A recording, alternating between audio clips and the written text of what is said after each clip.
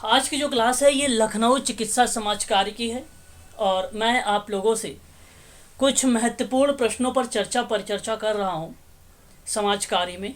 और कल मैंने लगभग 10 क्वेश्चन तक आप लोगों को करवाया भी है। इसमें कौन कौन से प्रश्न थे, क्वेश्चन नंबर 10 तक मैंने कल कंप्लीट करवाया था। आज 10 के आगे हम चलेंगे क्वेश्चन नंबर 11 पर। यहाँ अगर हम देखें तो एक तरफ घटना है और एक तरफ वर्ष को रिप्रेजेंट किया गया है। बहुत इंपॉर्टेंट सवाल है ये, आपको बताना होगा कौन सा ऑप्शन यहाँ पर करेक्ट होगा। अंतर्राष्ट्रीय युवा वर्ष कब घोषित किया गया है, किसी को मालूम है? किसी भी बच्चों को बताएं। सर 1985। हाँ, 1 जनवरी 1985 को। यहाँ पर आप ध्यान रखेंगे पहले का मैच कर जाएगा 1985। बात करते हैं अंतर्राष्ट्रीय सूक्ष्म ऋण वर्ष को। अगर हम इसकी बात करें ये कब मनाया गया था, तो आप ध्यान रखिएगा कि 2005 इसका करेक्ट जवाब होगा। 2005 में मानसिक स्वास्थ्य एक एक्ट है, आपको पता भी होगा, और ये 1987 का है। 1987 का है। भारत सरकार ने योजना आयोग का गठन किया था, वह वर्ष कौन सा था? आपको ये भी मालूम होना चाहिए, सन 1950 था। ये इम्पोर्टेंट सवाल है, यहाँ से एग्ज़ाम में आप लोगों से प्रश्न देखने को मिल सकता है। देखिए, संयुक्त राष्ट्र संघ द्वारा घोषित किए गए हैं, यूएनओ द्वारा घोषित किए गए हैं कुछ अंतर्राष्ट्रीय वर्ष। जैसे मैं लिखवा देता हूँ, जो इम्पोर्टेंट है उसको आप मेंशन कर लीजिए, नोट कर लीजिए उसको। अगर मैं बात करता हूँ 2021 की, किसकी? 2021 की। तो 2021 में बाल श्रम के उन्मूलन के लिए अंतर्राष्ट्रीय वर्ष को घोषित किया गया है। ध्यान रखिएगा, बाल श्रम नोट करते रहिएगा आप सभी लोग, बाल श्रम के उन्मूलन, ठीक है, ये 2021 की बात कर रहा हूँ, उसके लिए अंतर्राष्ट्रीय वर्ष है। फलों और सब्जियों का अंतर्राष्ट्रीय वर्ष कौन सा है? तो वो भी 2021 का ही है। मैच करने के लिए कभी कभी एग्ज़ाम में पूछा जाता है, इसलिए आप सभी लोग ध्यान से इसको रख लें नोट्स बनाकर, ठीक है, याद रखें। अंतर्राष्ट्रीय विकास के लिए रचनात्मक अर्थव्यवस्था का अंतर्राष्ट्रीय भी 2021 को ही बताया गया है। सर फलों और सब्जियों दोनों है। हाँ, फलों और सब्जियों का अंतर्राष्ट्रीय वर्ष 2021 है। बाल श्रम के उन्मूलन के लिए अंतर्राष्ट्रीय वर्ष 2021 है, और सतत विकास के लिए रचनात्मक अर्थव्यवस्था का अंतर्राष्ट्रीय वर्ष 2021 है। तो 3 बातें 2021 से इंपॉर्टेंट चीज़ें हैं, आपको याद रखना है। इसके परिप्रेक्ष्य में बात कर लेते हैं, 2022 चल रहा है, इसके बारे में थोड़ा सा। आर्टिसानल मत्स्य, आप नोट कर लीजिए, मैं लिख देता हूँ।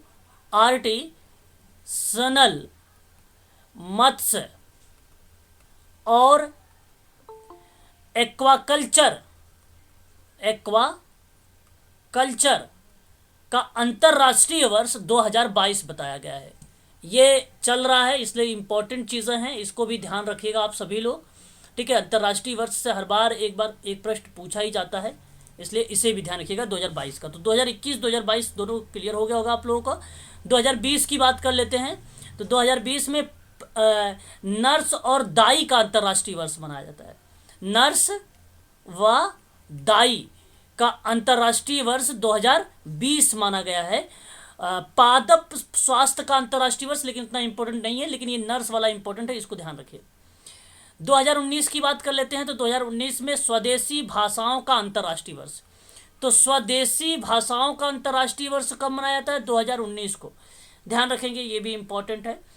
और विकास के लिए सतत पर्यटन, विकास के लिए सतत पर्यटन का अंतर्राष्ट्रीय वर्ष तो 2000। स्वदेशी भाषाओं का अंतर्राष्ट्रीय वर्ष का ये क्या बताया आपने? हाँ, स्वदेशी भाषाओं का अंतर्राष्ट्रीय वर्ष 2019 है, 2019, ठीक है।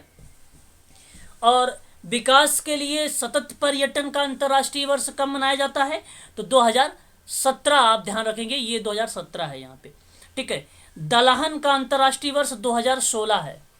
2016 दलहन का अंतर्राष्ट्रीय वर्ष, ठीक है, याद रखेंगे। मिट्टी का अंतर्राष्ट्रीय वर्ष कौन सा है? तो 2015 है। इस चीज़ को आप क्रम में लिखते चलिए, है ना, तो इम्पोर्टेंट चीज़ें हैं ये, ठीक है। और पारिवारिक खेती का अंतर्राष्ट्रीय वर्ष कौन सा है? पारिवारिक खेती का 2014 है। पारिवारिक खेती का 2014 है, याद रखिएगा।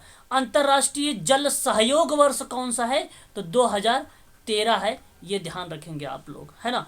सहकारी समितियों का अंतर्राष्ट्रीय वर्ष कौन सा है? सहकारी समिति का 2012 आपका आ जाएगा। युवाओं का अंतर्राष्ट्रीय वर्ष कौन सा है? युवाओं का अंतर्राष्ट्रीय वर्ष कौन सा है? तो ध्यान रखिएगा आप सभी लोग, युवाओं का अंतर्राष्ट्रीय वर्ष, ठीक है, अंतर्राष्ट्रीय युवा वर्ष। और युवाओं का अंतर्राष्ट्रीय वर्ष कब होगा बताइए जरा। अंतर्राष्ट्रीय वर्ष ये यूएनओ के द्वारा जो है 2000, आप 1985 मत करिएगा। यहाँ पे अगर हम बात करते हैं युवा जो है युवाओं का अंतर्राष्ट्रीय वर्ष, तो 2011 को लगाइएगा आप लोग, ठीक है। 2011 ऑप्शन में नहीं है, ठीक है। ये यूएनओ के द्वारा जो घोषित किया गया था, इसको ध्यान रखिएगा 2011। बाकी अंतर्राष्ट्रीय युवा वर्ष जो है वो 1985 ही है, इसको आप ध्यान रखेंगे, ठीक है। सर वो दलहन का अंतर्राष्ट्रीय वर्ष आपने सन 2018 बताया है क्या? दलहन का अंतर्राष्ट्रीय वर्ष जो होगा वो 2016 होगा, 1916 देखो लिखा हुआ है यहाँ पे, स्क्रीन दिखाई दे रही ना, दलहन 2016, ठीक है। तो ये कुछ इम्पोर्टेंट चीज़ें हैं, इसको आप ध्यान रखेंगे, है ना। अंतर्राष्ट्रीय युवा वर्ष और भागीदारी विकास और शांति 1985 ही लगाइएगा आप लोग, ये सत्य हो जाएगा। और शांति का अंतर्राष्ट्रीय वर्ष कौन सा होता है? 1986 होता है शांति का अंतर्राष्ट्रीय वर्ष, 1986 हो जाता है।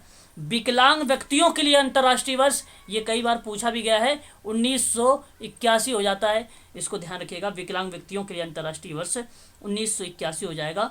बच्चों का अंतर्राष्ट्रीय वर्ष तो 1979, ये काफ़ी ज़्यादा इंपॉर्टेंट है, इसको नोट कर लीजिए, 1979, ठीक है। अंतर्राष्ट्रीय महिला वर्ष कब मनाया जाता है? ये भी काफ़ी इंपॉर्टेंट है, तो 1975 आप इसको नोट कर लीजिएगा। विश्व जनसंख्या वर्ष कब मनाया जाता है? 1974, 1974, ये भी आप ध्यान रख लीजिएगा, ठीक है। अंतर्राष्ट्रीय शिक्षा वर्ष कब मनाया जाता है? तो 1970 में मनाया जाता है, ये भी आप ध्यान रखेंगे, ठीक है। चलिए, ये कुछ थे इंपॉर्टेंट सवाल जो मैंने आप लोगों को बताया है।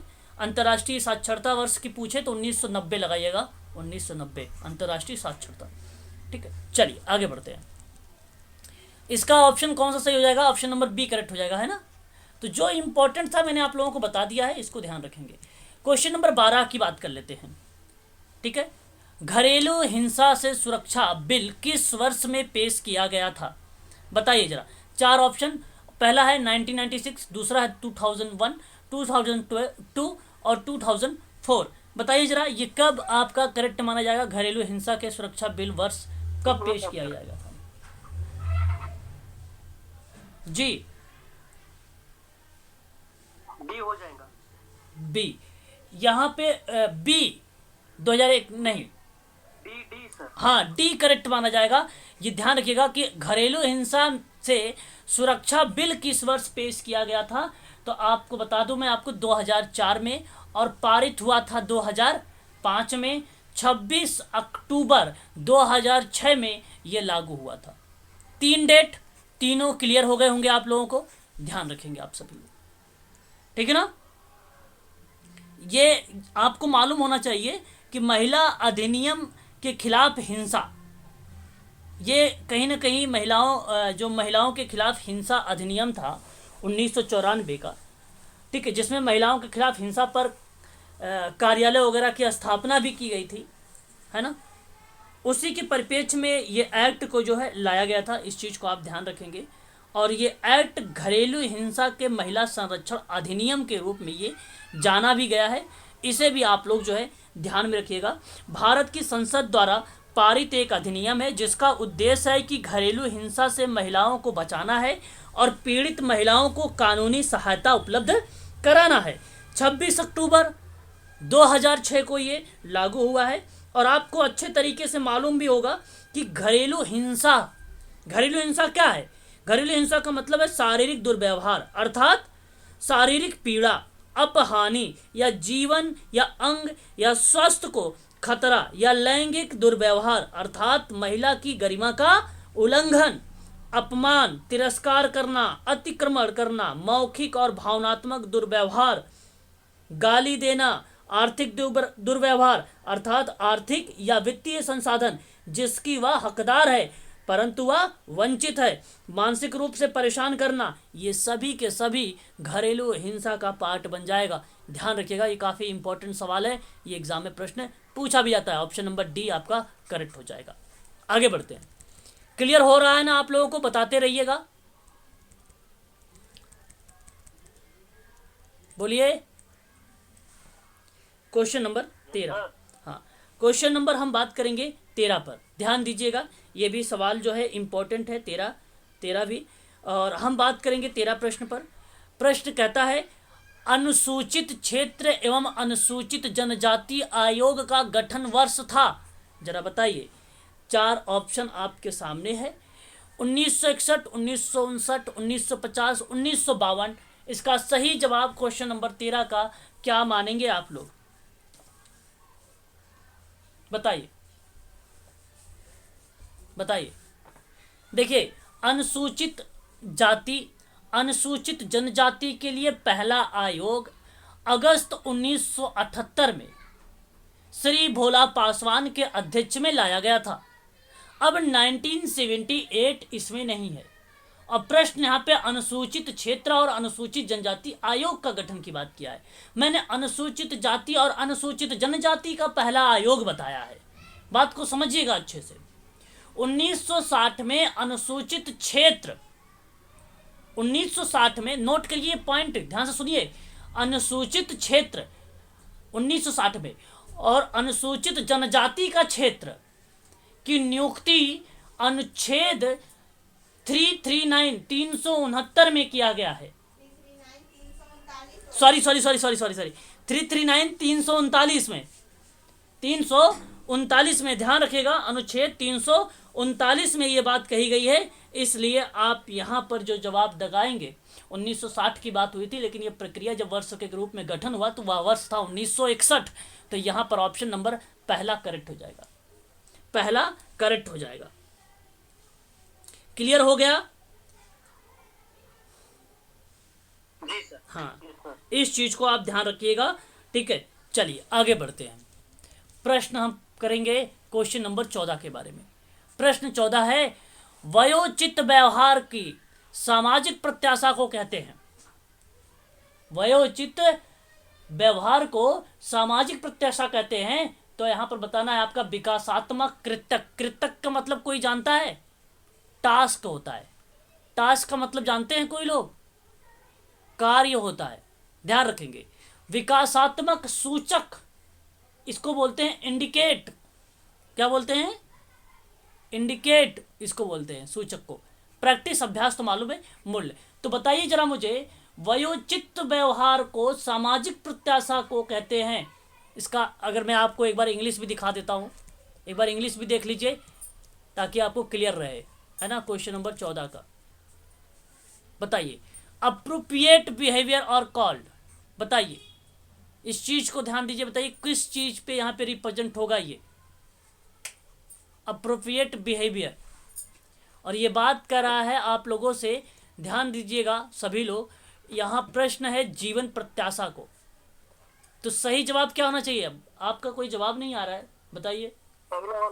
नहीं, यहाँ पे वैल्यूज, ऑप्शन नंबर डी मूल्य करेक्ट होगा आपका।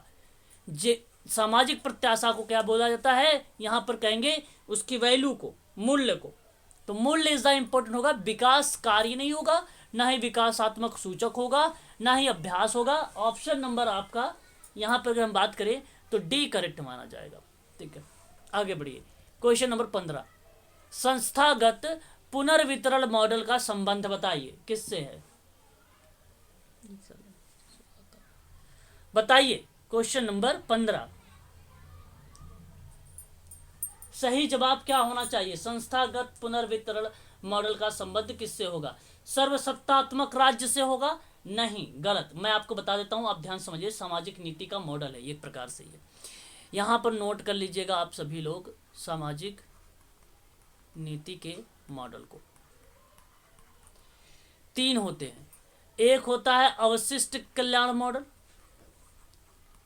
अवशिष्ट कल्याण मॉडल।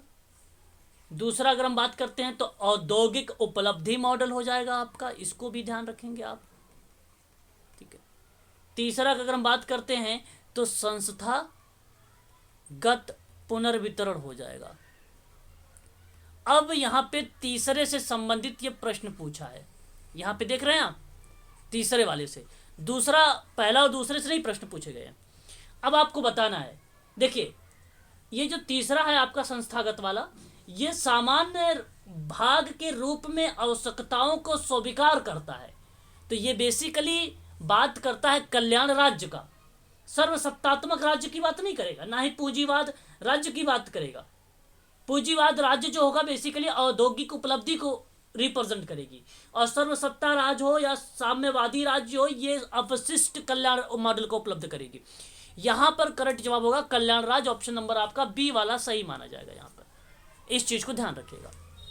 बात करते हैं प्रश्न नंबर 16 को। भारत में HIV पॉजिटिव संक्रमण का प्रबल मार्ग क्या होना चाहिए? बताइए यहाँ पे करेक्ट जवाब क्या होना चाहिए, बताइए। आप लोग भी थोड़ा बहुत बोलिए। HIV पॉजिटिव संक्रमण का प्रबल मार्ग है। सर ये अंतःशिरा जो ए वाला ऑप्शन है। ओके, जो ऑप्शन ए आपको बताया जा रहा है यहाँ पे अंतःशिरा उपविष सेवन का, ये प्रबल मार्ग नहीं है मैडम, गलत जवाब। और कोई बताएं? बी वाला रक्त संचरण। हाँ, ये आपका प्रबल मार्ग होगा, रक्त संचरण यहाँ पे करेक्ट माना जाएगा। भारत में आपको पता होगा, मानो ह्यूमनो डिफिशियंसी वायरस इसका पूरा नाम है, HIV का human immuno deficiency virus HIV का पूरा नाम है। और यह संक्रमण में प्रबल मार्ग जो होगा आपका ब्लड यानी सर्कुलेशन यानी रक्त संचरण की जो प्रक्रिया है, ये बेसिकली प्रबल मार्ग है। ऑप्शन नंबर आपका बी वाला करेक्ट माना जाएगा। इस चीज को आप लोग जो है ध्यान में रखिएगा, ठीक है ना। ठीक है, ऑप्शन नंबर आपका बी यहाँ पे करेक्ट माना जाएगा। HIV एक यौन संचरित संक्रमण है, ठीक है। इस चीज को भी आप लोग जो है ध्यान में रखेंगे, ठीक है। आगे बढ़ते हैं क्वेश्चन नंबर 17 के बारे में। सामाजिक सुरक्षा का प्रथम कानून भारत में किस निम्नलिखित मुद्दों से संबंधित था? बताइए। ऑप्शन ए कामगार की क्षतिपूर्ति देना, ऑप्शन बी कामगार के लिए भविष्य निधि का प्रबंधन, ऑप्शन सी मातृत्व लाभ, ऑप्शन डी जीवन बीमा संयुक्त निक्षेप। आपको बता दूं, ये कामगारों की क्षतिपूर्ति देना सन 1923 का एक एक्ट है, उससे संबंधित है। ये कामगारों के लिए भविष्य निधि का प्रावधान की बात होता है। आपको बता दूं, ये 1952 का है, नोट करते रहिएगा। मातृत्व लाभ के बारे में आप सभी लोगों को पता भी होगा, 1961 हो जाएगा। और जीवन बीमा संयुक्त निक्षेप की बात अगर हम करते हैं, ठीक है, तो इसको आप ध्यान रखिएगा सभी लोग। ये बेसिकली राज्य कर्मचारी राज्य बीमा एक्ट जो 1948 का है, 1948 का कर्मचारी राज्य बीमा एक्ट, उससे संबंधित है ये, ठीक है, याद रखिएगा, उससे संबंधित है EDLI, ठीक है, ध्यान रखिएगा। ऑप्शन नंबर आपका करेक्ट हो जाएगा यहाँ पर। बताइए कौन सा? पहला वाला करेक्ट हो जाएगा। सामाजिक सुरक्षा का प्रथम कानून भारत में कब आया था? 1923 इज द राइट आंसर हो जाएगा, ऑप्शन नंबर पहला, ये वाला। बाकी ये 1948 से रिप्रेजेंट होता है। क्लियर हुआ? बताइए। ऑप्शन पहला, बोलते रहिए थोड़ा बहुत।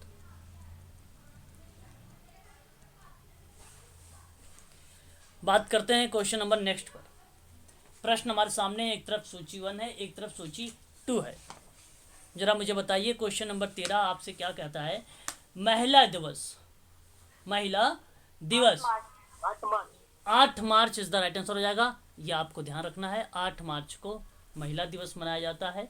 बात है युवा दिवस की, तो युवा दिवस 12 जनवरी को, ठीक है। यहाँ पर आप ध्यान रखिएगा, यहाँ पे प्रश्न थोड़ा सा कंफ्यूज भी करेगा अभी, ठीक है। 12 अगस्त और 12 जनवरी दो चीज़ें होती हैं, ठीक है, यहाँ पर ध्यान दीजिएगा थोड़ा सा।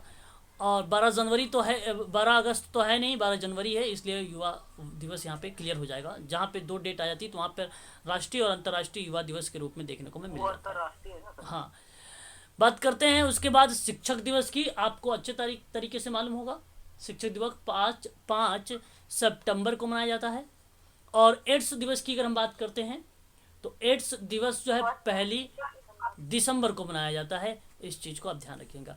तो यहाँ अगर हम बात करते हैं, महिला को इससे मैच कर देंगे, इससे इसको मैच कर देंगे, इससे मैच कर देंगे।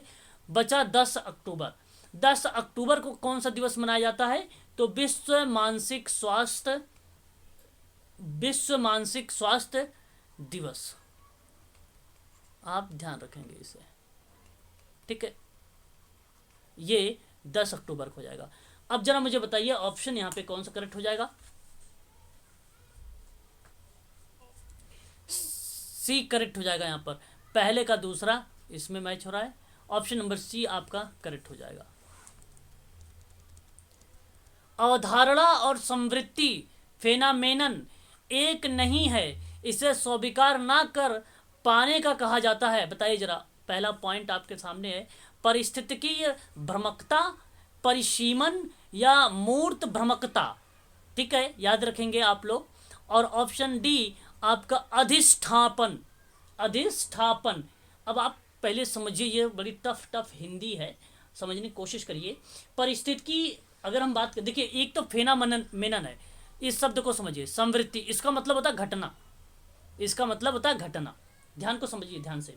परिस्थिति जो भ्रमकता है, जिसे परिस्थितिकी आक्रमण दोष भी कहा जाता है, यह महामारी विज्ञान में यह एक व्यक्ति के बारे में अनुमान लगाया जाता है, तो यह परिस्थितिकी भ्रमकता कहलाती है। इस चीज को ध्यान रखिएगा। लेकिन यहाँ प्रश्न हमारे सामने है, बात को समझिएगा भी, कि इसे स्वीकार ना कर पाना। परिसीमन क्या होता है? भारत की एक सीमा आयोग है ना। परिसीमन एक प्रकार का रिप्रेजेंट करता है जहाँ पे सीमा घटक होते, कंपोनेंट, सीमाएं होती नहीं, किसी बीमारी की सीमाएं बताइए, ठीक है, सोशल वर्ग की सीमाएं कहाँ तक फैली हुई है, उस चीज को रिप्रेजेंट कर रहा है परिसीमन। लेकिन जो मूर्त भ्रामकता होती है, रिफिकेशन की भ्रमकता अगर होती है, तो जब एक अमूर्त के रूप में व्यवहार, अमूर्त मतलब देखो, मूर्त वो होता है जो व्यवहार दिख रहा है, और अमूर्त के रूप में व्यवहार किया जाता है, जैसे कि एक ठोस वास्तविक घटना है, परंतु यह एक भौतिक इकाई के रूप में जाना जाता है, तो वह मूर्त भ्रामकता कहलाती है। मूर्त भ्रामकता कहलाती है, याद रखिएगा। और जो अधिष्ठापन है, वो बेसिकली आगमन को रिप्रेजेंट करती है, प्रेरण को रिप्रेजेंट करती है, प्रवर्तन को रिप्रेजेंट करती है।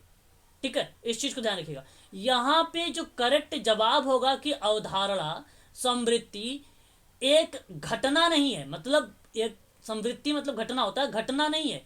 इसे स्वीकार ना कर पाने को क्या कहा जाता है? इसको स्वीकार ना कहने पर क्या कहा जाता है? तो यहां पर आप ध्यान रखिएगा, मूर्त भ्रामकता। ऑप्शन नंबर सी रेफिकेशन की भ्रामकता कहलाती है। ऑप्शन नंबर सी करेक्ट यहां पर माना जाएगा। सी आपका यहां पे करेक्ट माना जाएगा। क्वेश्चन नंबर 20 के बारे में, सामाजिक सुरक्षा कानून भारत में किस व्यक्ति के रिपोर्ट पर आधारित थी? लॉर्ड बेवरिज रिपोर्ट आपको मालूम होना चाहिए, 1952, कहीं 1942, याद रखिएगा 1942। और यहाँ पे जो सामाजिक सुरक्षा कानून की बात किया जा रहा है प्रश्न में, ये सामाजिक सुरक्षा अधिनियम आपको मालूम होना चाहिए 1935 वाला, social insurance and allied service, है ना। बेरोजगारी, उद्योग एवं समस्या 1909 में सामाजिक सुरक्षा के कानून के बिहाफ पर एक किताब लाई गई थी 1909 में। और समाजवाद के तहत एक योजना जो स्टार्ट की गई वह 1936 में। और डिफेंस ऑफ फ्री लर्निंग की बात की गई 1959 में। ठीक है, तो यहाँ पे जो सामाजिक सुरक्षा कानून है भारत में किस वर्ष किस व्यक्ति की रिपोर्ट पर आधारित थी? तो लॉर्ड बेवरिज की रिपोर्ट पर ये आधारित थी। इसलिए आपका ऑप्शन नंबर पहला करेक्ट हो जाएगा, ठीक है, ना कि प्रोफेसर आरादकर, वी गिरी और गुलजारीलाल नंदा, ये तीनों के तीनों गलत हो जाएंगे। ऑप्शन नंबर आपका पहला वाला करेक्ट हो जाएगा। बात करते हैं क्वेश्चन नंबर 21 के बारे में। साधारणतः समाज कल्याण के अंतर्गत आता है राहत कार्य, उपचारात्मक सेवाएं, पुनर्वास सेवाएं या उपर्युक्त सभी सेवाएं आती है। बताइए समाज कल्याण के अंतर्गत कौन कौन से आते हैं? क्वेश्चन नंबर 21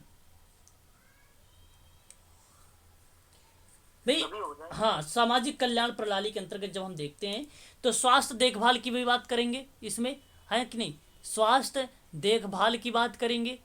और अगर हम बात करें भोजन की बात करेंगे उसमें, और हम बात करेंगे बेरोजगारी के बारे में, बेरोजगारी के बारे में बात करेंगे, और चर्चा करेंगे आवास सहायता को लेकर, है ना। ये सारे के सारे इंपॉर्टेंट पॉइंट है, नोट करते रहिएगा। बच्चों की देखभाल इत्यादि कार्यक्रमों के माध्यम से हम एक्टिविटी को संचालित करेंगे। परिवार को सहायता देने की बात करेंगे, तो ये सामाजिक कल्याण की बात करता है। ऑप्शन नंबर आपका डी वाला करेक्ट हो जाएगा यहाँ पे, ठीक है। बात करते हैं क्वेश्चन नंबर 22 के बारे में। अब ये प्रश्न इंपॉर्टेंट है, आप सभी लोगों को पता भी होगा, है ना। ध्यान से समझिएगा।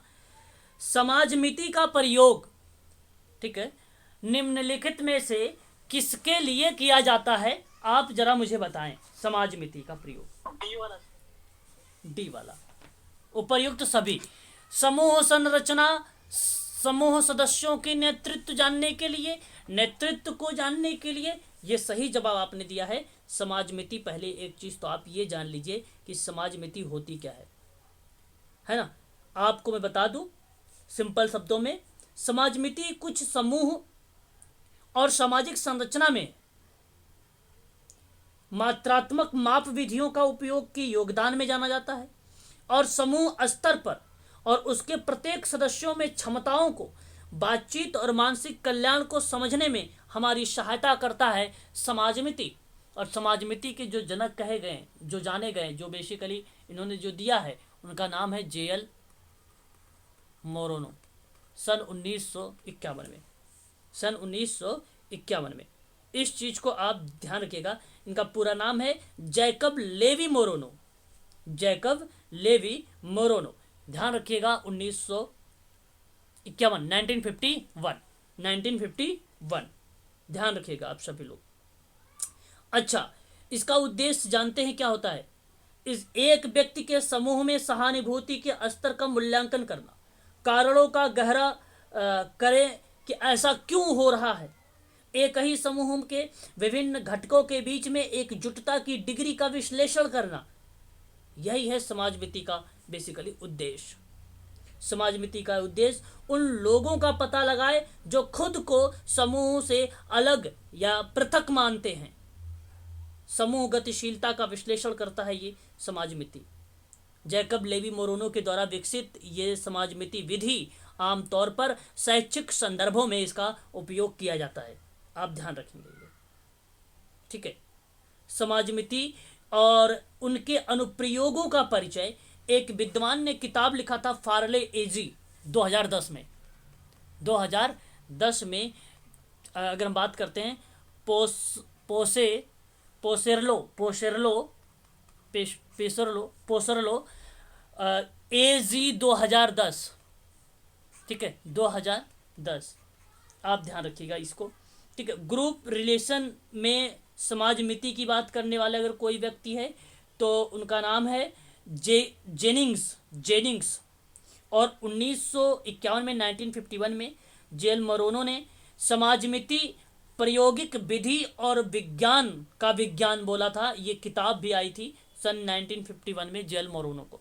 तो 2010 भी याद रखिएगा, 1987 को भी याद रखिएगा, ग्रुप रिलेशनशिप में समाजमिति की बात की थी, ठीक है, जेनिंग्स ने।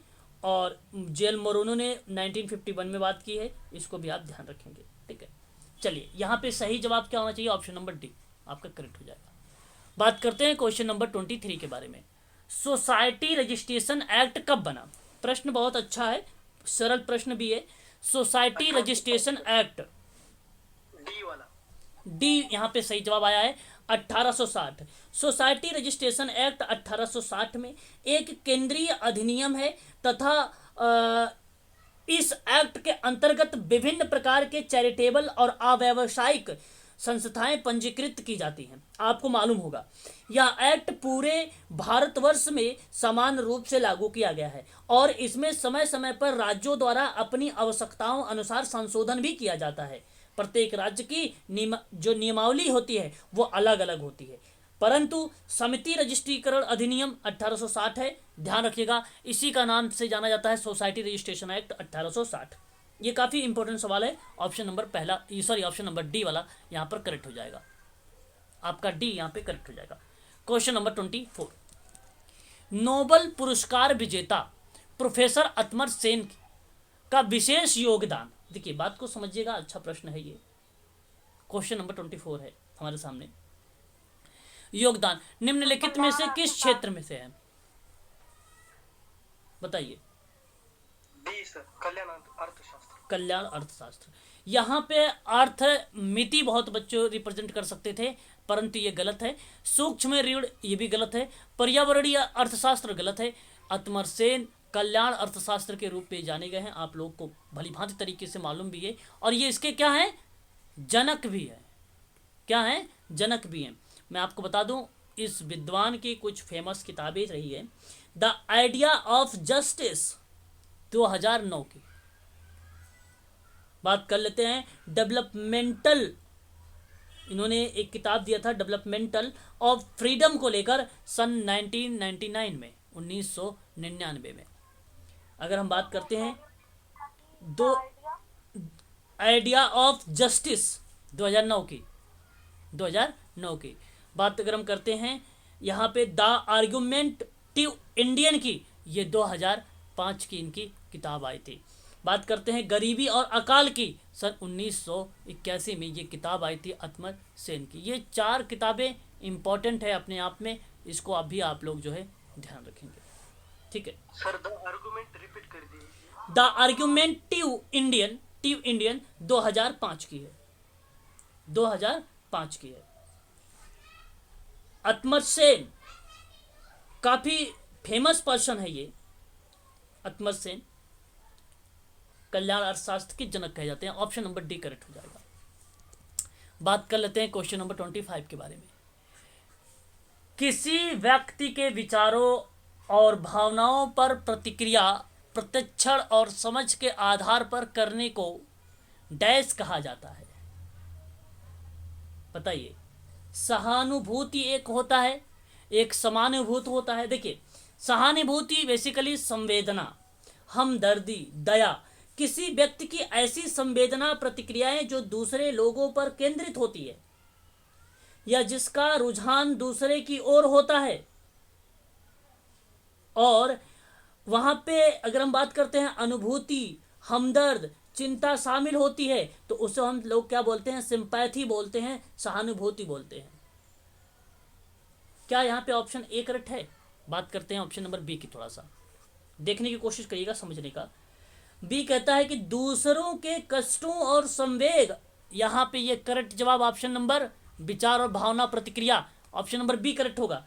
दूसरों के कष्टों और संवेगों का अनुभव और समझने का तदानुभूति या समानुभूति का एक रूप बन जाता है। ऑप्शन नंबर बी यहाँ पे करेक्ट हो जाएगा, ना कि ए आपका करेक्ट होगा। ट्रांसफरेंस क्या होता है? ट्रांसफरेंस मतलब क्या होता है? हस्तांतरण। बोलिए एक बार। हस्तांतरण जी। अब ये हस्तांतरण को आप ध्यान रखिएगा। हस्तांतरण एक प्रकार का ट्रांसफरेंस होता है। जैसे मैंने आप लोगों से एक बार बताया भी था कि बेसिकली किसी ज्ञान को सीखना अगर है, जैसे अगर आपने मैथ सीखा है तो उसका हस्तांतरण कर सकते हैं साइंस में भी, तो वो एक प्रकार का हस्तांतरण होता है, लर्निंग हस्तांतरण होता है ना। वही चीज़ें यहाँ पे रिप्रेजेंट होती है। बात करते हैं विस्थापन। विस्थापन की बात अगर हम करें तो विस्थापन बेसिकली क्या है? एक प्रकार का है रक्षा युक्तियां हैं। क्या है ये? रक्षा युक्तियां हैं। और ये सिगमंड फ्रायड की है।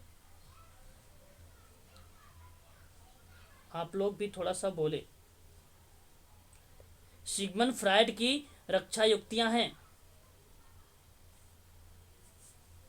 और इसका मतलब समझाएं, बताइए भाई। एक व्यक्ति से जुड़ी भावनाएं दूसरे व्यक्ति पर विस्थापित हो जाती है। एक आदमी जिसका कार्यालय में बुरा दिन रहा है, घर आता है और अपनी पत्नी और बच्चों पर चिल्लाता है। भूल गए आप लोग को मैंने पढ़ाया था। कार्यस्थल से अपना गुस्सा अपने परिवार पर निकाल रहा है, तो यह एक प्रकार पे विस्थापन हो रहा है। फ्रायड ने सोचा कि जब बच्चों को जानवरों से डर लगता है तो वे अपने माता पिता के डर को एक जानवर पर विस्थापित करते हैं। आपने देखा होगा, स्थापन करना। वो एक प्रकार का विस्थापन होना। ऑप्शन नंबर यहाँ पर फिर डी यहाँ पर ये करेक्ट होगा। करेक्ट यहाँ पर क्वेश्चन नंबर 25 का ऑप्शन नंबर बी वाला सही माना जाएगा। तो मैंने चारों ऑप्शन को समझा दिया है, इसको आप लोग जो है ध्यान भी रखेंगे। बात करते हैं नेक्स्ट प्रश्न पर, क्वेश्चन नंबर 26। देखिए यहाँ पे अगर हम बात करें तो एक विद्वान है स्पेक्ट एवं एंड क्रेमर RM, ये विद्वान का नाम है। एक क्वेश्चन नंबर 26 में अगर हम बात करें तो ये किससे जुड़े हुए हैं? ये जुड़े हुए हैं समुदाय कार्य से, कम्युनिटी वर्क से, क्रेमर महोदय। तो ऑप्शन आपका इनसे मैच होगा। ग्रेश मेथू के बारे में हम बात करें, ग्रेश मेथू जुड़े हुए हैं सामाजिक व्यक्तिक कार्य से। और MS गोरे की अगर हम बात करते हैं, MS गोरे काफी इंपॉर्टेंट पर्सन है, introduction to social case work से जुड़े हुए हैं। ग्रेश मेथू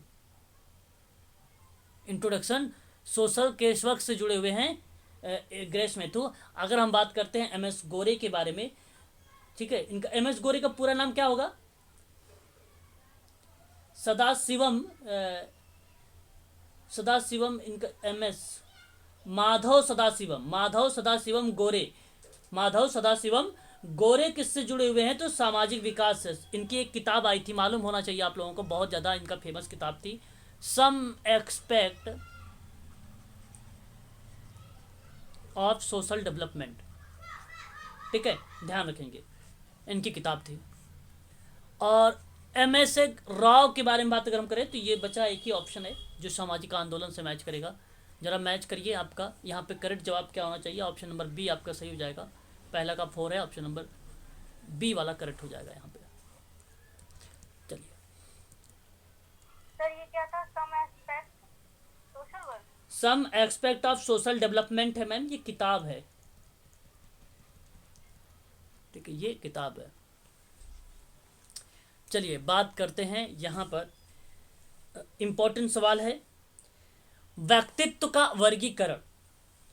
तो यहाँ आप लोगों को अच्छे से मालूम होगा, आप सभी लोग को भली भांति तरीके से पता भी होगा कि गार्टन हैमिल्टन को नोबेल पुरस्कार मिला है कि नहीं मिला है? बताइए।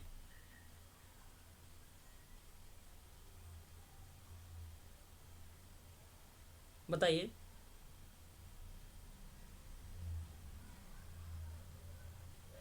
मिला है, बोलते भी नहीं आप।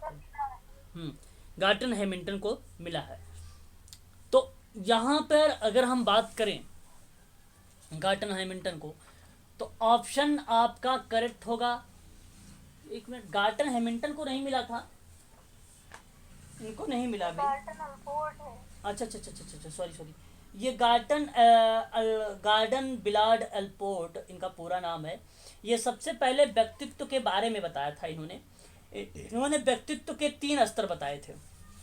व्यक्तित्व के 3 स्तर बताए थे, आप ध्यान रखेंगे, ठीक है, 3 स्तर। और इनको 3 स्तर का नाम था इनका कार्डिनल स्टेट्स, सेंट्रल स्टेट्स और एक द्वितीयक स्टेट्स के नाम से जाना गया था।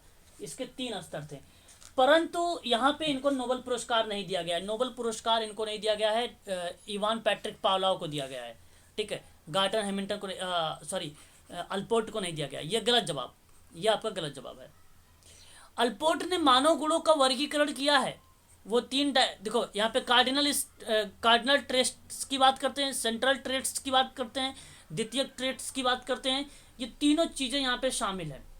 द्वितीयक को माध्यमिक विशेषताओं के रूप में देखा गया है कि यह कुछ निश्चित परिस्थितियों में देखा जाता है। निश्चित परिस्थितियों को बोला जाता है द्वितीयक स्टेट्स या माध्यमिक विशेषता आप कह लीजिए।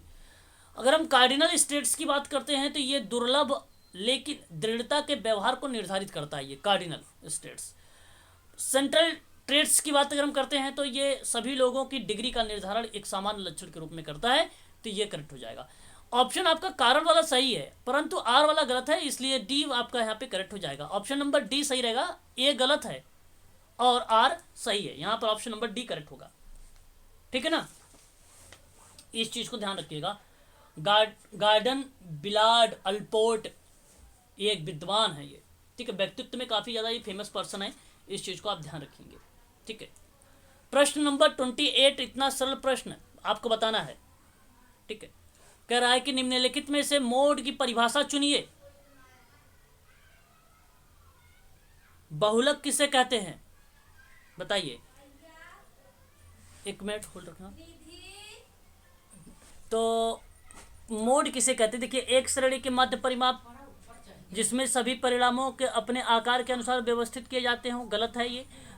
परिणाम श्रेणियों और अंकगणितीय औसत में, गलत है ये। श्रेणी के मध्य बार बार आए, आपको मैंने एक बार पढ़ाया भी है, यही सही है। यही आपका करेक्ट हो जाएगा। हाँ, बहुलक बेसिकली प्राप्तांकों के समूह में जिस अंक की आवृत्ति सबसे अधिक बार होती है उसे बहुलक कहा जाता है कि नहीं। किसी भी तरह में वह बिंदु जिसकी आवृत्ति सर्वाधिक हो उसे क्या बोलेंगे, बहुलक कहेंगे, मोड कहेंगे।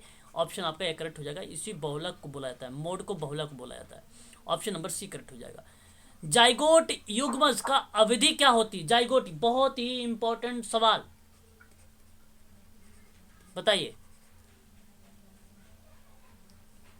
गर्भाधान के 7 दिन को या गर्भाधान से 2 सप्ताह तक, ऑप्शन नंबर यहाँ पे सही हो जाएगा सी वाला, सी वाला, हाँ सी वाला सही हो जाएगा आपका। एडिपस ग्रंथि का संबंध किससे है, देखिए मैंने जब सिगमंड फ्रायड की 3 ग्रंथियां 5 अवस्था बताई थी, उसमें एक अवस्था में 2 बताया था, लैंगिक अवस्था में एक एडिपस ग्रंथि होती है और एक इलेक्ट्रल ग्रंथि होती है। जो एडिपस, जो यहाँ पे समझने कुछ, पुत्र की अपनी माता के प्रति कामवासना की ग्रंथि को हम एडिपस ग्रंथि की संज्ञा दे देते हैं, है ना। सिगमंड फ्रायड की एक किताब आई थी द इंटरप्रिटेशन ऑफ ड्रीम्स करके, ठीक है, और the group psychological and the analysis of the ego में, इस किताबों में रिप्रेजेंट भी इन्होंने किया था। लैंगिक अवस्था का मतलब लैंगिक अंगों का स्पर्श, मुखा कामावस्था के मतलब अंगूठा को चूसना, गुदा कामावस्था का मतलब अगर हम बात करते हैं यहाँ पर मलमूत्र स्पर्श, तिरोहित कामा अवस्था के बारे में अगर हम बात करते हैं तो ये बेसिकली लैंगिक भावनाओं पर नियंत्रण। और इलेक्ट्रा एक कॉम्प्लेक्स होता है, नोट कर देखिए, किसी भी म्यूट हो जाइए। इलेक्ट्रा कॉम्प्लेक्स की बात करते हैं जो पिता और पुत्री के बीच में यौना आकर्षण से संबंधित हो, तो इसलिए लड़कियों में इलेक्ट्रा ग्रंथि, लड़कों में ओडिपस ग्रंथि, ध्यान रखिएगा। और एक लिबिडो होता है, प्रेम स्नेह काम प्रवृत्ति को लिबिडो कहा जाता है, इस चीज को भी आप लोग जो है ध्यान रखिएगा, ठीक है।